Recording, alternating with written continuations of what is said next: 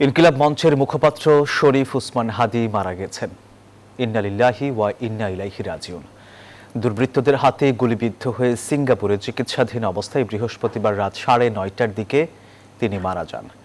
বৃহস্পতিবার রাত 9:45টার দিকে ইনকিলাব মঞ্চের ভেরিফাইড ফেসবুক পেজে বিষয়টি নিশ্চিত করা হয়। বিষয়টি নিশ্চিত করেছেন ঢাকা মেডিকেলের নিউরো টিমের সদস্য হাদির চিকিৎসক ডাক্তার আব্দুল আহাদ। তিনি জানান, বাংলাদেশ সময় রাত 9:30টার দিকে হাদি মারা যান। হাদি ঢাকা 8 আসনের সম্ভাব্য স্বতন্ত্র প্রার্থী ছিলেন। 12 ডিসেম্বর রাজধানীর পুরানা পল্টনের বক্স কালভার্ট রোড এলাকায় রিকশায় থাকা অবস্থায় শরীফ উসমান হাদির উপর গুলি চালায় মোটরসাইকেল আরোহী দুর্বৃত্তরা। গুরুতর আহত অবস্থায় প্রথমে তাকে ঢাকা মেডিকেল কলেজ হাসপাতালে ভর্তি করা হয়।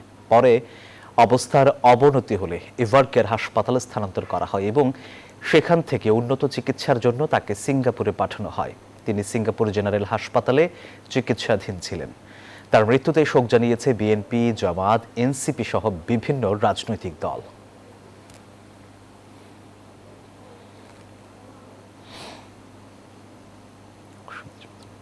আসলে প্রাণপ্রিয় জুলাই অভ্যুত্থানের পরবর্তীতে বলিষ্ঠ কণ্ঠস্বর শরীফ উসমান হাদি ভাইকে মহান আল্লাহ শহীদ হিসেবে কবুল করেছেন এবং সিঙ্গাপুর জেনারেল হসপিটাল থেকে আমরা জানতে পেরেছি যে হাদি ভাই আমাদের সবাইকে ছেড়ে পরবারে চলে গিয়েছেন। হাদির এই শহীদি আত্মত্যাগ এটাই তো প্রমাণ করছে যে জুলাই এখনো চলমান এবং জুলাইয়ের যে শহীদ, আমরা কিন্তু হাদি কিন্তু জুলাইয়ের শহীদ হিসেবে ধরতে হবে।